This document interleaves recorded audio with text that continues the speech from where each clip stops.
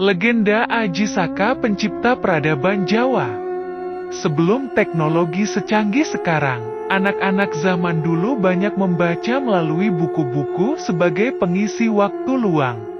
Buku-buku yang menjadi favorit kala itu adalah tentang legenda-legenda yang ada di Indonesia. Kisah-kisah legenda itu menjadi daya tarik tersendiri bagi anak-anak kala itu. Orang-orang tua dulu juga masih mempercayai legenda-legenda, sehingga menambah rasa keingintahuan karena kesaktian-kesaktian dari kisah itu. Banyak kisah-kisah legenda berasal dari Pulau Jawa yang tentunya memiliki pesan moral di dalamnya. Salah satu kisah legenda yang cukup terkenal kala itu adalah tentang Aji Saka. Berikut adalah kisah legenda tentang Aji Saka yang mengalahkan Prabu Dewata Cengkar. Aji Saka, seorang pemuda sakti dari Majeti bersama dua orang punggawa, abdi setianya yaitu Dora dan Sembada. Kedua abdi ini sama-sama setia dan sakti. Satu saat Aji Saka ingin pergi meninggalkan Pulau Majeti. Dia menunjuk Dora untuk menemaninya mengembara. Sedangkan Sembada disuruh tetap tinggal di Pulau Majeti. Aji Saka menitipkan pusaka andalannya untuk dijaga oleh Sembada. Dia berpesan supaya jangan menyerahkan pusaka itu kepada siapapun, kecuali pada Aji Saka sendiri. Di suatu daerah, ada kerajaan bernama Medangkamulan yang diperintah oleh seorang raja bernama Prabu Dewata Cengkar. Kerajaan yang sangat makmur sejahtera, yaitu Kerajaan Medangkamulan. Rakyatnya hidup sejahtera. Kerajaan Medangkamulan dipimpin oleh seorang raja arif bijaksana bernama Dewata Cengkar. Prabu Dewata Cengkar sangat cinta terhadap rakyatnya. Pada suatu hari, juru masak Kerajaan Medangkamulan yang bertugas membuat makanan untuk Prabu Dewata Cengkar mengalami kecelakaan saat memasak.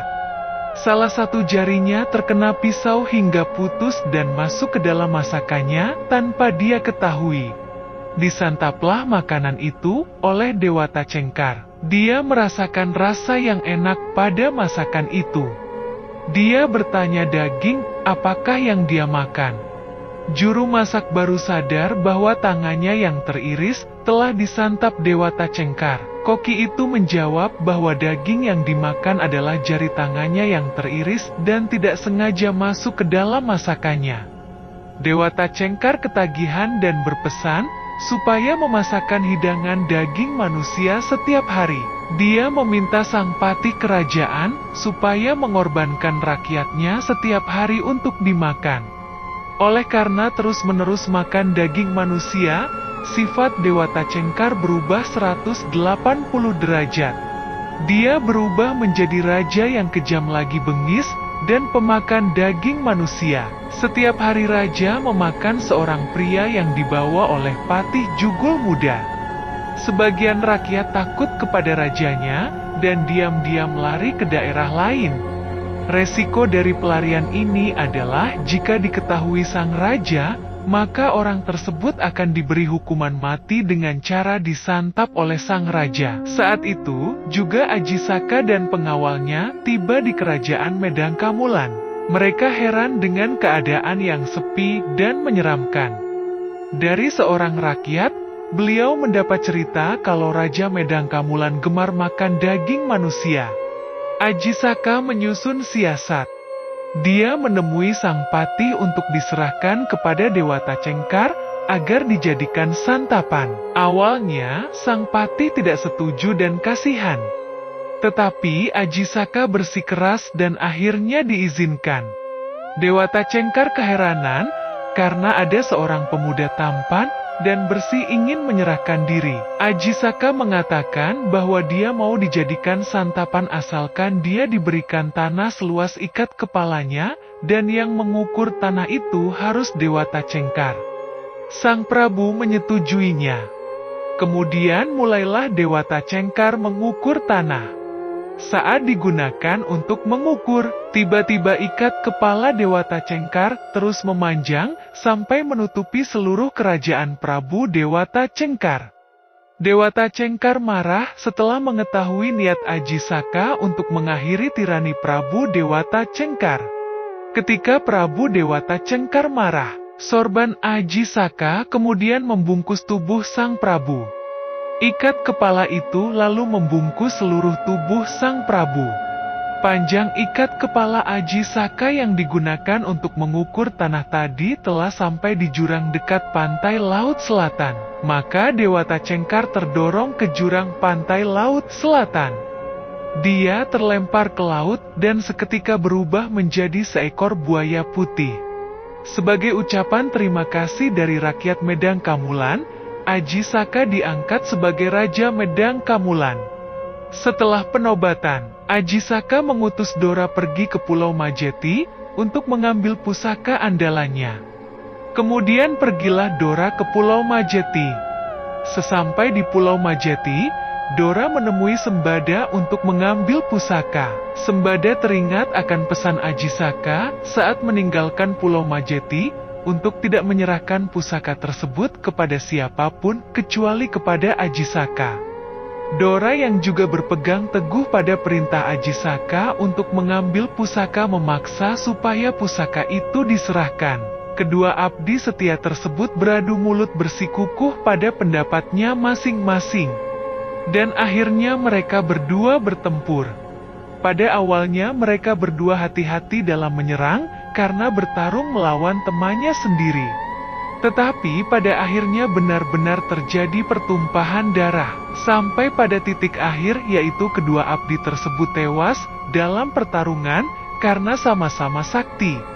Aji Saka kemudian teringat akan perintahnya kepada Sembada, agar senjatanya tidak diberikan kepada orang lain dengan dalih apapun.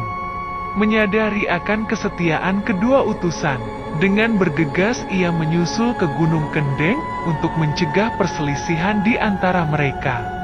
Tetapi sesampai di tempat itu, dia mendapati kedua utusannya sudah tergeletak di tanah bermandikan darah.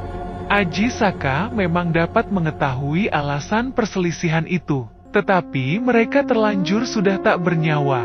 Aji Saka merasa bersalah karena memberi perintah yang menimbulkan pertentangan pada kedua utusannya. Dalam hatinya ia sedih atas kejadian itu. Untuk mengenang tatanan dan sabda pertamanya sebagai seorang raja, yang pada akhirnya malah berdampak celaka, ia kemudian memotong kulit pohon di mana kedua mayat utusannya itu diletakkan untuk sementara waktu, dan menulis sejarah tentang apa yang terjadi. Kalimatnya sebagai berikut. Hana caraka sama dengan ono wong loro, ada dua orang. Data sawala sama dengan podo kerengan, mereka berdua berantem berkelahi.